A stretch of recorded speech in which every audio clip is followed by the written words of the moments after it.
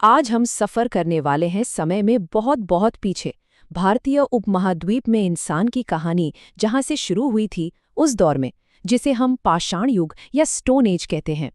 ये सवाल तो मन में आता ही है कि आखिर इंसान गुफाओं में रहने से लेकर बड़ी बड़ी सभ्यताएं बनाने तक पहुंचा कैसे। ये एक बहुत लंबी कहानी है जिसमें इनोवेशन है, कला है और क्रांति भी है, और ये पूरी कहानी पत्थरों में लिखी है। देखिए, ये सफर 3 बड़े पड़ावों में बटा है और हर पड़ाव इंसानियत के लिए एक बहुत बड़ी छलांग थी। तो चलिए शुरू करते हैं पहले पड़ाव से, पुरा पाषाण काल या ओल्ड स्टोन एज। ये वो दौर था जब जिंदगी का एक ही मकसद था, किसी तरह जिंदा रहना। जरा सोचिए, एक ऐसी दुनिया जहां पूरी जिंदगी बस खाना और सिर छुपाने की जगह ढूंढने में निकल जाती है। आप हमेशा जानवरों के झुंड के पीछे एक जगह से दूसरी जगह भटक रहे हैं और ये भी नहीं पता कि अगला खाना कब और कहाँ मिलेगा। तो इस युग की पहचान क्या है? सब कुछ पत्थर है। ये वो पहला मौका था जब इंसान ने अपनी दुनिया को आकार देने के लिए औजारों का इस्तेमाल करना शुरू किया। और भारत में इसकी कहानी शुरू हुई 1863 में रॉबर्ट ब्रूस फुटे नाम के एक व्यक्ति के साथ। उन्होंने तमिलनाडु में पहली पत्थर की कुल्हाड़ी खोजी और बस वहीं से भारत के गहरे अतीत के अध्ययन का दरवाजा खुल गया। इस दौर में 2 गेम चेंजिंग इनोवेशंस हुए, एक तो आग पर काबू पाना और दूसरा कला का जन्म। सोचकर देखिए, जब पहली बार इंसानों को पता चला होगा कि पत्थरों को टकराने से चिंगारी निकल सकती है, तो वो पल कितना कमाल का होगा। आग ने सब कुछ बदल दिया। इससे गर्मी मिली, जंगली जानवरों से सुरक्षा मिली और खाना पकाना मुमकिन हुआ, जिससे पोषण भी बेहतर हो गया। अब बात करते हैं कला की, और इसके लिए चलते हैं आज के मध्य प्रदेश में एक ऐसी जगह जो शायद इंसानों की पहली आर्ट गैलरी थी। ये सिर्फ रहने के लिए गुफाएं नहीं थीं, ये कैनवस थे। इन गुफाओं की दीवारों पर सैकड़ों पेंटिंग्स बनी हैं, जो हमें करीब 15,000 साल पहले हमारे पूर्वजों की जिंदगी की एक इनक्रेडिबल झलक देती हैं। इन पेंटिंग्स में शिकार के, नाचने गाने के और रोजमर्रा की जिंदगी के सीन दिखाई देते हैं। तो अब सर्वाइवल से आगे बढ़ने का वक्त था। हम दाखिल होते हैं मध्य पाषाण काल या मिडिल स्टोन एज में। यहाँ इंसान सिर्फ जी नहीं रहा था, बल्कि कुछ नया बना रहा था, इनोवेट कर रहा था। शिकार करना अब सिर्फ पेट भरने का जरिया नहीं रहा, ये एक कला बन गया था, एक साइंस।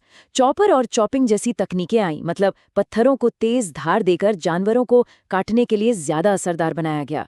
और फिर आया धनुष और बाण, एक ऐसी टेक्नोलॉजी जिसने दूर से और ज्यादा सुरक्षित तरीके से शिकार करना मुमकिन कर दिया। और फिर कुछ ऐसा हुआ जो बहुत ही कमाल का था। पहली बार इंसानों ने जानवरों के साथ एक साझेदारी की, और ये सब शुरू हुआ हमारे सबसे पुराने दोस्त के साथ, कुत्ते के साथ। ये सिर्फ एक जानवर को पालतू बनाना नहीं था, ये एक रिश्ता बनाने जैसा था। इसी दौर में हमें पहली बार एक समाज की झलक मिलती है। दमदमा और महादहा जैसी जगहों पर मिले दफनाने के तरीके बताते हैं कि लोग अब मृत्यु के बाद की जिंदगी और अपने रिश्तों के बारे में सोचने लगे थे। अब हम आते हैं नव पाषाण युग में, और ये बस एक अगला कदम नहीं था, ये एक क्रांति थी। एक ऐसी क्रांति जिसने इंसान के इतिहास का रुख हमेशा के लिए बदल दिया। 3 ऐसे आविष्कार जिन्होंने सचमुच आज की दुनिया की नींव रखी: खेती, पहिया और स्थायी घर। इन तीनों ने मिलकर सभ्यता का आधार तैयार किया। अब जब एक ही जगह पर रहना मुमकिन हो गया, तो बड़े बड़े समुदाय बसने लगे और नए सामाजिक ढांचे बनने लगे। इसका सबसे पहला सबूत हमें कहाँ मिलता है? आज के पाकिस्तान में, मेहरगढ़ में। पहली फसल जो उन्होंने उगाई वो थी जौ। ये एक बहुत बड़ा बदलाव था। अब लोगों को खाने की तलाश में भटकना नहीं पड़ता था, वो खुद खाना उगा सकते थे। और कश्मीर में बुरजोहम नाम की एक जगह पर कुछ और भी कमाल का देखने को मिलता है। गड्ढे घर जो जमीन के अंदर खोदे गए थे, शायद सुरक्षा के लिए। और इससे भी ज्यादा दिल को छू लेने वाली चीज है एक कब्र, जहां एक इंसान को उसके कुत्ते के साथ दफनाया गया है। ये उस गहरे बंधन को दिखाता है जो इंसानों और जानवरों के बीच बन चुका था। औजार भी पता है अब बहुत बेहतर हो रहे थे, एकदम छोटे, पैने और खास कामों के लिए बने हुए, जिन्हें माइक्रोलिथ्स कहते हैं। अब सिर्फ जिंदा रहने के लिए औजार नहीं थे, बल्कि खेती, कारीगरी और निर्माण जैसे कामों के लिए खास औजार थे। ये टेक्नोलॉजी में एक बहुत बड़ी छलांग थी। तो स्टोन एज अपने अंत की तरफ बढ़ रहा था, और एक नई खोज इंसानियत के अगले महान युग का दरवाजा खोलने वाली थी। और वो खोज थी धातु की। हम आ गए हैं ताम्रपाषाण युग में, यानी कॉपर स्टोन एज। ये पत्थर की दुनिया और धातु की दुनिया के बीच का एक पुल था। अब इंसान ये सीख रहा था कि चट्टानों से धातु कैसे निकालें और उसे काम की चीजों में कैसे बदलें। इंसानों का ये सफर भी कमाल का था।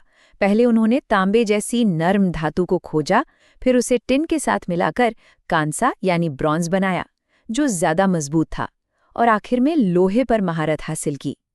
हर नई धातु ने औजारों से लेकर हथियारों तक नई संभावनाओं की दुनिया खोल दी।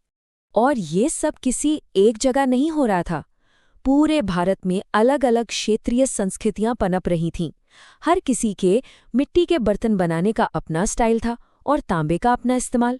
इससे पता चलता है कि नए विचार और तकनीक पूरे उपमहाद्वीप में फैल रहे थे और ज्यादा जटिल समाजों की नींव रख रहे थे।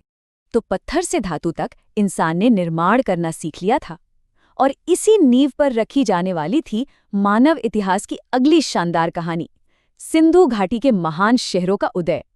लेकिन ये कहानी फिर कभी।